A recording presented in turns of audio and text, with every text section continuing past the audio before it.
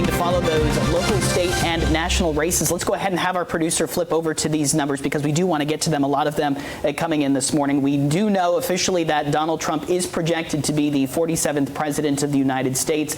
You know, a lot of those national polls just being confirmed this morning. Again, let's have our producer move over to our numbers because we do want to show those. Again, being called across the country, eyes have been, as we know, on that presidential race. And so as we do confirm that Donald Trump has secured that victory. Again, the swing states, though, we're still waiting on some of those official results. Yeah, now we know that these swing states remained close all night long, especially with Pennsylvania offering a closer boost that Trump needed to possibly and eventually gain victory over his Democratic opponent, Kamala Harris. So again, let's go ahead and look at this map. We know that Pennsylvania was, of course, a key factor in play with this. With Donald Trump securing that, Kamala Harris's path to the presidency becomes less clear, and it seems like obviously now we can project with a lot of these results coming in with Wisconsin now going red that Donald Trump has now received more than 270 electoral votes needed to get the presidency. And North Carolina and Georgia, again, both with 16 votes, also claimed by Trump earlier in the night last night, giving him, of course, an early jump over Harris there. Now, only 16 states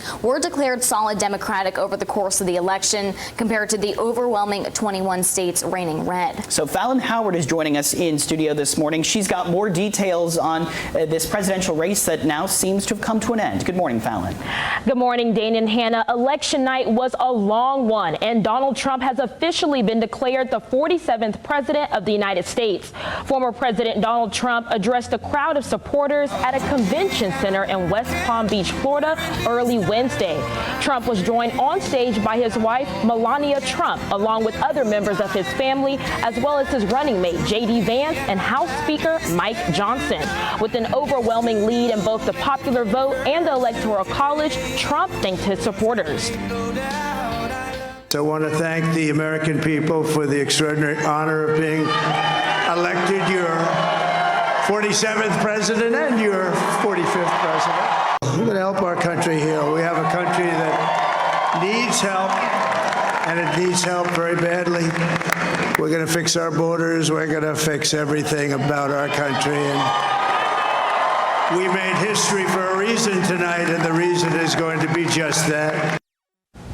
We didn't hear from Vice President Kamala Harris last night. Harris's supporters hosted a watch party on the campus of her alma mater, Howard University, in Washington, D.C. Tuesday night. But as the results came in showing her Republican challenger, former President Donald Trump, with a lead, and plans for her to speak were postponed. Her campaign co-chair made the announcement to the gathered Harris supporters after midnight.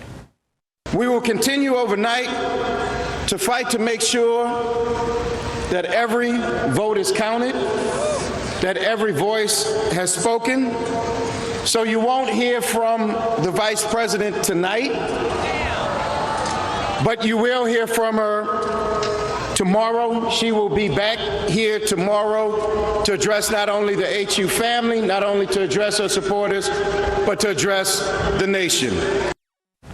Cedric Richmond thanked those who attended the election night event, as well as the campaign staff and volunteers for working on behalf of Harris and for, quote, believing in the promise of America, end quote. Now, the AP Newsroom just declared that Trump is on the way to the White House and now officially receiving 277 Electoral College votes, surpassing the 270 needed to win the Oval Office. Trump has 277 of the 270 electoral votes to win, and that key battleground state, as we saw, was Wisconsin, that turned red, and Pennsylvania. Now, Wisconsin is a battleground state that leaned in Trump's favor, which declared him to be the president. Now, Nevada and Arizona haven't been reported, but the Associated Press is waiting to confirm if Harris supporters will speak. Reporting for News Channel 9, I'm Fallon Howard. Dana and Hannah, back to you. Fallon, a lot to get through, but thank you for breaking all that down for us. Meanwhile, alcohol sales were on the local ballots in several parts of our viewing area. Here in Hamilton County, voters decided on a referendum on whether to allow liquor by the drink sales at restaurants in the unincorporated parts of the county. That means it does not apply to cities like Chattanooga, which have their own rules. In Polk County, voters have been deciding whether to allow retailers like grocery stores to sell wine. And in Bradley County, there's a similar referendum on the ballot over whether to allow retailers to sell alcohol in the city of Charleston. In the city of Dalton, the mayor and council held a special called meeting where the council approved new rules around alcohol sales. The Dalton City Council voted 3-0 in favor of the ordinance. The new rules define the differences between bars, cafes, and restaurants. They also allow bars and cafes to serve alcohol until 1 a.m., while restaurants can continue serving until 2 a.m. Places that sell distilled spirits are also now required to have security personnel on site after 10 p.m. Meanwhile, Republicans are projected to take control of the Senate. This is for the first time in 4 years now. The first flip came early in the night with West Virginia. Texas Senator Ted Cruz defeated his Democratic opponent, businessman Bernie Moreno, unseated longtime Ohio Senator Sherrod Brown. And Republican Senator Deb Fischer from Nebraska held off an independent challenger. The GOP will need to select a new caucus leader. Senator Mitch McConnell is, as we know, vacating his post.